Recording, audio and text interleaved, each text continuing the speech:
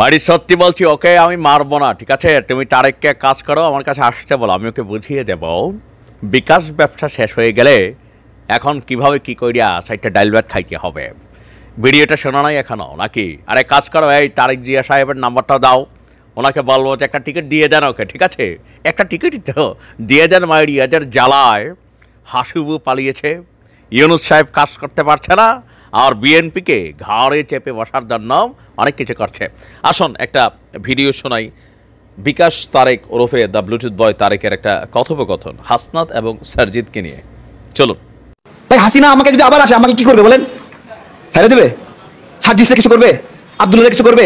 হাসিনা তো ছিল তখনই তাদের কিছু করে নাই, তাদের কিছু করছে কার সিগনালে? বলেন, সমন্বয়করা বলতে পারবে মোহাম্মদপুরে কে কে ছিল? বলুক দেখি নাম, 1 কোটি টাকা দেবো বলতে পারলে। হ্যাঁ, নাকে খড় দিয়ে আনিস লোকের কাছ থেকে আইসা বলছে আন্দোলন বন্ধ, তারা এই প্যাটার্ন জানে না।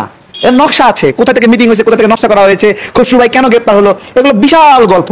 গতকালকে যে বলছি এই আন্দোলন নিয়ন্ত্রণ করছে তারেক রহমান, যারা বিশ্বাস করে না তারা আসলে নিমক হারাম। নিশ্চয়ই শুনেছেন, আমি বরাবরই গণ অধিকার পরিষদের ভিপি নূর ছাড়া বাকি যে ক্যারেক্টারগুলো আছে, সেকেন্ড ইন কমান্ডে যিনি আছে রাশেদ, মোটামুটি রিজার্ভেবল ক্যারেক্টার, বাট তারপরেও এতটা পারফেক্ট না। আর এই যে তারেক, আপনার আওয়ামী লীগ সরকার ক্ষমতায় থাকতে কি বলা হয় যে ভিপি নূরের দল থেকে বের হয়ে গেল, এরপরে তাদের যেই কন্টেন্টগুলো আপনি দেখবেন ম্যাক্সিমাম জায়গায় তৎকালীন সময় তাদের পেটের রুজির ইনকামের একটা মেইন রাস্তা ছিল বিকাশ। কেন বিকাশ? শেখ হাসিনার বিপরীতে তারা মাঠে মাঠে কথা বলতো, প্রোগ্রাম করত, নানান ধরনের আয়োজন করত। তো বিদেশ থেকে বিএনপি এবং জামায়াতের যারা নেতাকর্মী আছেন অনেকেই দয়ামায়া খাইয়া তারা ভাবতো যে কিছু দেই। তো এই যে ধরেন ফাও খাইয়া অভ্যাস হয়ে গেছে, কোনো কর্ম আছে। আচ্ছা, একটা মানুষের পরিবার চালাতে তো কর্ম করা লাগে, আমরা যারা দেশে বিদেশে আছি কর্ম করি, পাশাপাশি একটু কন্টেন্টও বানাই, তাই না? তো এদের আসলে কর্মটা কি? এখন বিএনপি ক্ষমতায় আসবে মোটামুটি একটা নিশ্চিত ছাড়া বাংলাদেশ, তো সেই নিশ্চিন্ততার জায়গা থেকে ভোটের মাঝে এই তারেক একটা মেম্বার হবার কিন্তু যোগ্যতা নেই। তো সে চাচ্ছে কি তেল মাইরা সার্জিস এবং হাসনাতদের সমালোচনা কইরা ডক্টর ইউনুস সাহেবের নিয়ে কিন্তু কথাটা বলে ফেলছিল, নির্বাচন নিয়ে খুব গরম গরম বক্তব্য দিয়ে ফেলছিল। তো সকল কিছু কইরা বিএনপির খুব একান্ত বিশ্বস্ত একজন সঙ্গী হবার জন্য চেষ্টা করছে। টার্গেট কিন্তু একটা এমপি টিকিট। তো এখন বিএনপিকে আসলে টিকিট দিবে, যদি বিএনপি এরকম তারেকদেরকে টিকিট দেওয়া শুরু করে তাহলে বিএনপির পরিণতি আওয়ামী লীগের চেয়েও খারাপ হবে, এটা বলে দিয়ে গেলাম।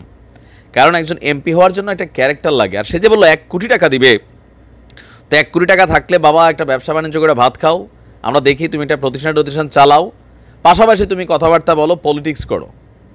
যখন কোনো কাজ করবো না, শুধু পলিটিক্স করে ভাত খায়, এদেশে একটা বাদাম্যা গ্রুপ আছে 5%, ওয়ান কাইন্ড অফ টোকাই, যাদের কোনো রকম ইনকাম সোর্স নাই, খালি চাটে, বড় ভাইরে ফেসবুকে চাটে, নেতারে, তার বাপেরও তো এত ভালোবাসে না, নেতার প্রতি তার যে ভালোবাসা প্রকাশিত হয়।